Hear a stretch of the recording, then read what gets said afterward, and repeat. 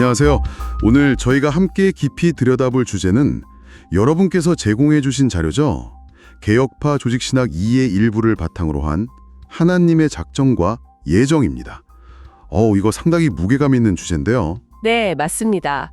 이 자료가 하나님의 그 주권적인 계획, 또 그분의 목적, 특히 이게 좀 민감할 수 있는데 구원과 관련된 선택 문제까지 상당히 상세하게 다루고 있습니다. 네네. 그래서 오늘 이 시간을 통해서 좀 복잡하고 깊은 내용일 수 있지만 그 핵심을 좀 명확하게 파악하시는 데 도움을 드리고자 합니다. 좋습니다. 그럼 목표는 분명하네요. 이 자료를 보면서 먼저 하나님의 크고 전체적인 계획, 작정이 뭔지 알아보고 그 안에서 이제 특정 개인의 구원 문제랑 연결되는 예정, 그러니까 택하심과 또 그 반대인 버리심, 이게 어떻게 설명되는지 한번 따라가 보죠. 네. 용어부터가 사실 좀 어렵게 들릴 수 있잖아요. 그래도 핵심을 잘 짚어서 최대한 흥미롭게 한번 풀어가 보겠습니다. 자, 그럼 본격적으로 시작해 볼까요? 네, 좋습니다. 우선 하나님의 작정이라는 이 개념부터 짚고 넘어가야 할 것 같아요.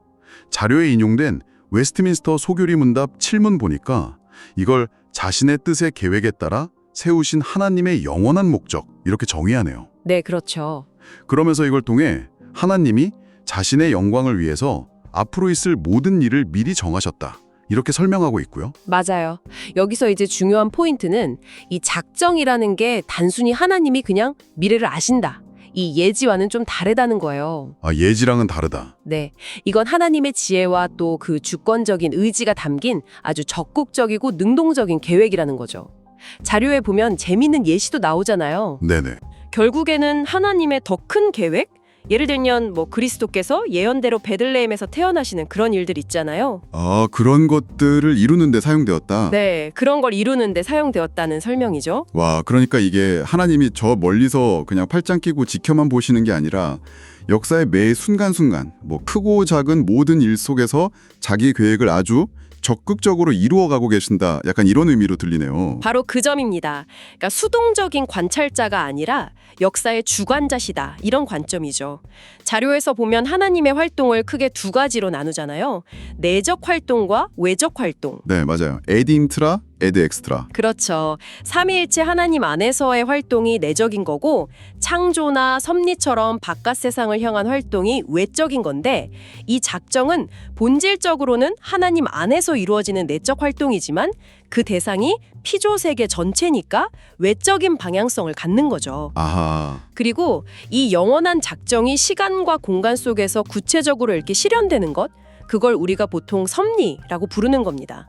에베소서 1장 11절 말씀처럼 모든 일을 그의 뜻의 결정대로 일하시느니 바로 그 하나님이시라는 거죠. 성경 안에서도 이 작정이라는 걸 나타내는 표현들이 꽤 다양하게 나온다고 하던데요. 네, 맞습니다. 히브리어로는 계획이나 목적 이런 뜻을 가진 에차 같은 단어가 쓰이고요. 헬라어로는 또 하나님의 깊은 지혜, 소피아죠. 아니면 그분의 뜻, 델레마 같은 단어들이 사용돼요. 지혜? 그냥 단순한 결정이 아니라 그분의 아주 심오한 지혜, 그리고 절대적인 의지에 근거하고 있다는 걸 보여주는 거죠. 자, 그럼 이 하나님의 작정이 구체적으로 어떤 성격들을 가지는지 조금 더 자세히 들여다볼 필요가 있겠어요. 자료 보니까 12가지나 되는 특징을 쭉 나열하던데 이걸 다 하나하나 보기에는 좀 그렇고 핵심적인 몇 가지로 묶어서 이해하면 어떨까요? 네, 좋은 생각입니다. 그렇게 몇 가지 중요한 테마로 묶어볼 수 있을 것 같아요. 우선 첫 번째로는 이 작정이 영원하고 불변하다는 점을 들 수 있겠네요. 영원하고 불변하다. 네, 그러니까 창세 전에, 그러니까 시간이 시작되기도 전에 이미 세워진 계획이라는 거고요. 에비 1.4, 디모 1.9. 그리고 이게 사람의 계획처럼 변덕스럽게 바뀌고 그런 게 아니라 영원히 확고하게 서 있다. 시 33.11, 히 6.17 이런 특징이죠. 와, 영원하고 변하지 않는다. 시작부터 스케일이 어마어마하네요. 그럼 또 어떤 특징이 있을까요? 두 번째는 이 작정이 절대적으로 주권적이며 무조건적이라는 점이에요. 주권적이고 무조건적이다. 네, 그러니까 그 어떤 외부 존재나 조건, 심지어는 하나님이 미리 아신 인간의 믿음이나 행동 같은 거에 좌우되는 게 아니라는 거예요. 오직 하나님의 자유로운 뜻, 그 기쁘신 결정에 따른다. 4 14.27, 롬 91 18 뭐 이런 거죠. 누구도 하나님의 계획을 막거나 바꿀 수 없다 이런 의미가 담겨 있습니다. 하나님 외에는 그 어떤 것에도 영향을 받지 않는다 이런 말씀이시군요. 그렇죠. 세 번째로는 이 작정이 모든 것을 포괄하면서도 또 놀랍도록 구체적이라는 점입니다. 포괄적이면서 구체적이다.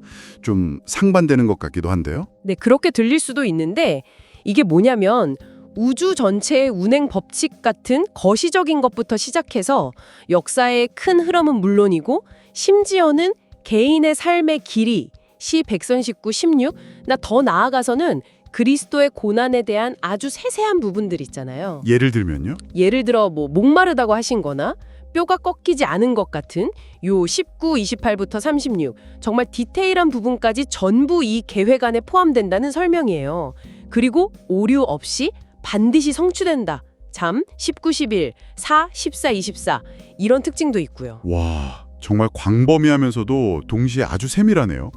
마지막으로 또 강조되는 특징이 있다면 어떤 걸까요? 네 번째로는 이 모든 작정이 그리스도 중심적이고 궁극적으로는 하나님의 영광을 목표로 한다는 점입니다. 아, 그리스도 중심 그리고 하나님 영광. 네, 모든 만물이 그리스도를 통해서 그리고 그리스도를 위해서 창조되었고 또 모든 것이 결국 그분 안에서 통일되도록 계획되었으며 이 모든 장엄한 계획의 최종 목적지는 바로 하나님의 그 은혜와 지혜의 영광을 찬송하게 하려는 것이다.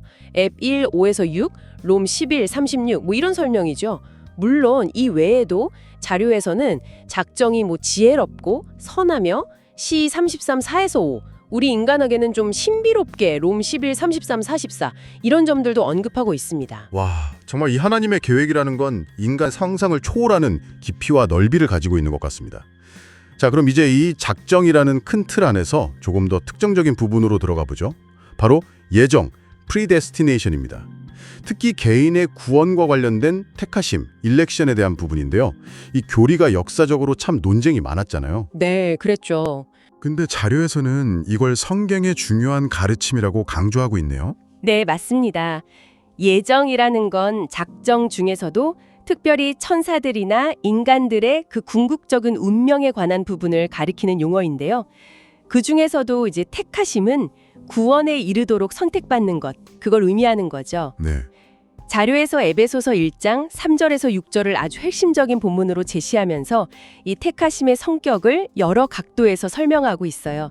이것도 좀 몇 가지 중요한 측면으로 묶어서 볼 수 있을 것 같습니다. 네, 에베소서 1장 말씀 정말 중요하게 다뤄지는 부분이죠. 어떤 측면들을 강조하고 있나요? 첫째는 택하심이라는 게 근본적으로 관계적이고 사랑에 기초한다는 점이에요. 관계적이고 사랑에 기초한다? 네, 하나님께서 우리를 그냥 명단에 올리신 게 아니라 사랑 안에서 택하셨고 또 자기의 아들들로 삼으시는 5절 그런 지극한 은혜의 표현이라는 거죠. 아주 깊은 사랑의 관계 안으로 부르시는 행위라는 거예요. 아, 그리고 또 이게 그리스도 안에서 3, 4절 이루어진다고 하잖아요.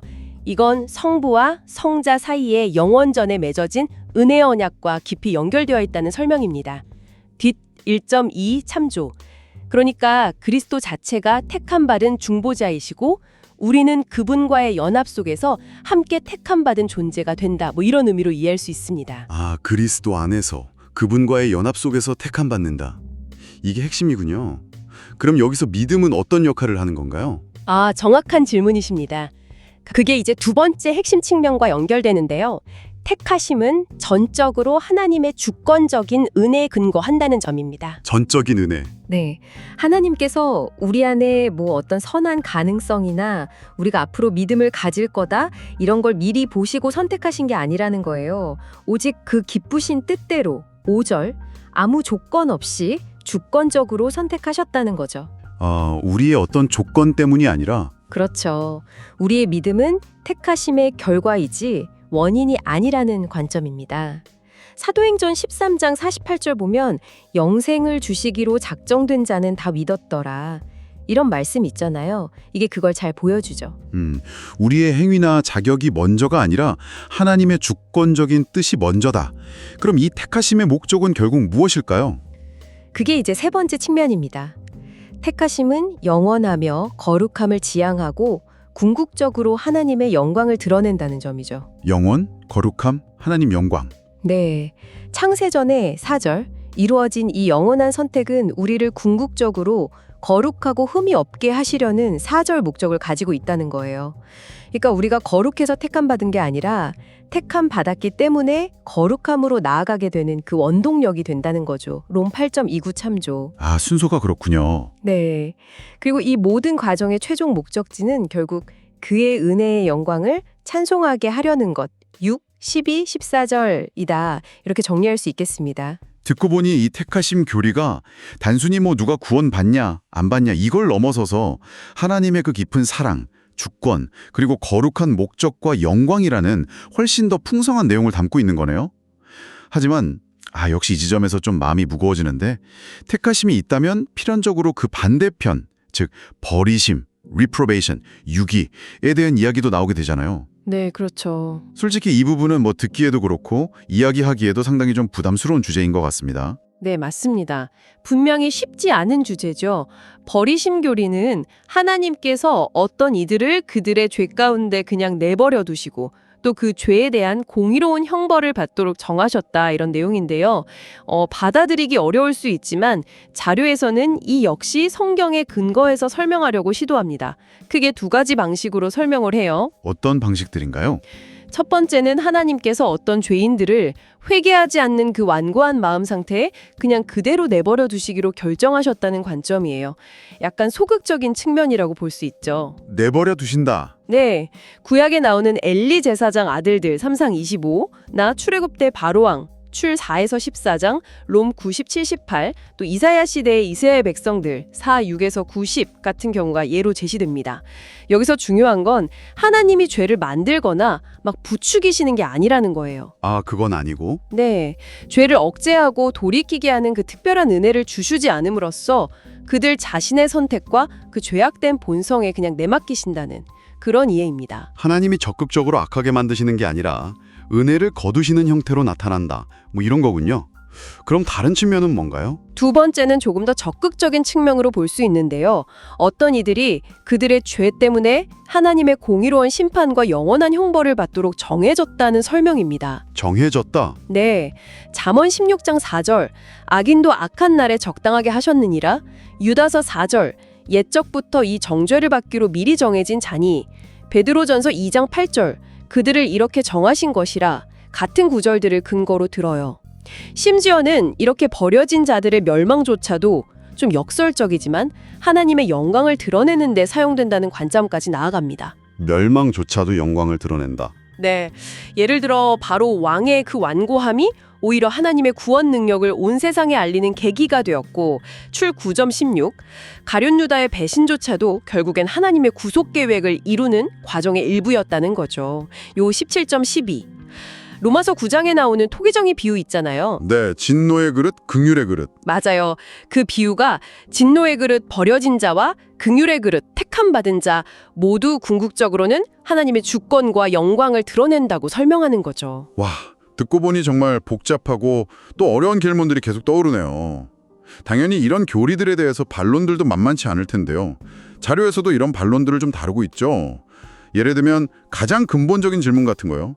하나님이 악을 포함해서 모든 것을 작정하셨다면 결국 하나님이 악의 창시자가 되는 것 아니냐, 이런 질문 말입니다. 네, 그건 정말 중요하고 또 아주 자주 제기되는 질문입니다. 자료는 이 문제에 대해서 명확하게 선을 긋고 있어요. 하나님은 악을 작정하시기는 하지만, 그러니까 악이 일어나도록 허용하시고 또 당신의 계획 안에서 사용하시기는 하지만 악의 원인 제공자나 창시자는 아니시라는 겁니다. 원인 제공자는 아니다. 네, 오히려 악을 허용하심으로써 그리고 그 악조차도 당신의 선한 목적을 위해서 사용하심으로써 더 큰 선을 이루신다고 설명해요. 창세기 50장 20절에 요셉이 형들한테 한 말 있잖아요. 네, 유명한 구절이죠. 당신들은 나를 해하려 하였으나 하나님은 그것을 선으로 바꾸사 오늘과 같이 많은 백성의 생명을 구원하게 하시려 하셨나니. 딱 이거죠. 하나님의 궁극적인 뜻은 선하시지만 그 선을 이루시는 과정에서 인간의 악한 의도나 행동까지도 당신의 더 크신 계획 안에서 사용하신다는 관점이에요. 하나님이 악을 만드시진 않지만 악조차도 당신의 선한 목적을 이루는데 사용하신다. 또 다른 큰 반론은 역시 인간의 자유의지 문제일 것 같아요. 그렇죠. 모든 게 다 정해져 있다면 우리가 하는 선택이나 노력, 책임 이런 건 다 무슨 소용이 있냐는 거죠. 자칫하면 그냥 운명론처럼 들릴 수도 있고요. 맞습니다. 그 부분에 대해서도 자료는 분명하게 설명하려고 애씁니다. 하나님의 주권적인 작정이라는 것이 우리가 흔히 생각하는 숙명론이나 기계론적인 결정론과는 다르다는 점을 강조해요. 어떻게 다른가요? 웨스트민스터 신앙고백 3장 1항을 인용하는데요. 하나님께서 모든 것을 미리 정하셨지만 그렇다고 해서 하나님이 죄의 창시자가 되시는 것도 아니고 또 피조물의 의지에 폭력을 가하시거나 아니면 2차적 원인들, 예를 들면 인간의 자유로운 결정이나 자연법칙 같은 것들의 자유나 우연성을 제거하시는 것이 아니라 오히려 그것들을 더 확고하게 세우신다고 말합니다. 와, 좀 어렵네요. 2차적 원인의 자유를 오히려 확고하게 세우신다.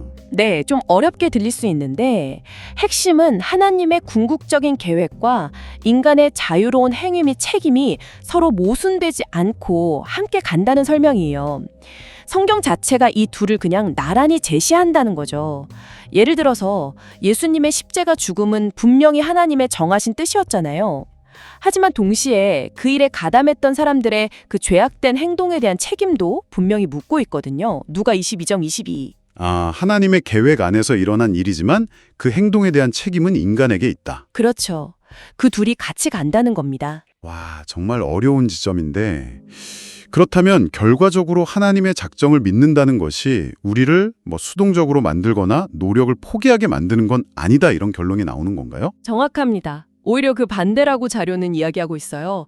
하나님께서는 최종 결과뿐만 아니라 그 결과를 이루기 위한 수단들, 예를 들면 우리의 기도라든지 노력, 전도, 책임감 있는 행동 같은 것들도 다 함께 정하셨다는 겁니다. 결과뿐만 아니라 수단까지도. 네. 사도행전 27장에 보면 바울이 탄 배 이야기가 나오잖아요. 아주 좋은 예시가 되죠. 하나님께서 배에 탄 모든 사람을 구원하시겠다고 약속하셨어요. 결과는 정해졌죠. 네. 그렇다고 사람들이 그냥 가만히 있었나요? 아니죠. 선원들이 배에 꼭 남아 있어야 했고, 수단, 또 음식을 먹어서 힘을 내야만 했습니다. 수단. 이런 것처럼 작정교리는 우리를 무기력한 운명론으로 이끄는 게 아니라 오히려 하나님의 주권을 인정하면서 그분 앞에서 겸손하게 하지만 책임감 있게 살아가도록 동기를 부여하고 또 궁극적인 소망을 갖게 한다고 주장하는 거죠. 신명기 29장 29절 말씀처럼요. 감추어진 일, 그러니까 작정의 세부사항 같은 건 하나님께 속한 것이니 우리가 다 알려고 하기보다는 우리에게 나타난 일, 즉 하나님의 말씀과 우리의 의무에 충실하며 살아가도록 이끈다는 것이죠. 네. 오늘 저희는 여러분께서 공유해 주신 개혁파 조직신학 2 발췌 자료를 통해서 하나님의 그 주권적이고 영원하며 또 모든 것을 아우르는 계획인 작정, 그리고 그 안에서 특별히 구원과 관련해서 다루어지는 예정, 즉 은혜에 따른 택하심과 죄에 대한 공의로운 심판으로서의 버리심에 대한 신학적인 설명을 함께 깊이 탐구해 보았습니다. 그렇습니다. 이 개념들이 하나님의 절대적인 주권과 지혜 그리고 그분의 영광을 무엇보다 강조하면서도 또 동시에 인간의 자유로운 선택과 책임 그리고 믿음의 중요성 역시 함께 제시하고 있다는 것을 확인했네요. 이게 단순한 어떤 지적 동의를 넘어서서 우리의 삶과 신앙 전체를 돌아보게 만드는 참 깊이 있는 주제들이었던 것 같습니다. 네, 오늘 나눈 이런 이야기들, 특히 이 자료에서 제시된 하나님의 절대적인 주권과 또 인간의 자유 및 책임 사이의 그 긴장 관계에 대해서 여러분께서는 개인적으로 어떻게 받아들이고 또 소화하고 계신가요? 어쩌면 이게 쉽게 딱 답을 내릴 수 있는 그런 질문은 아닐 수도 있겠습니다. 네, 맞아요.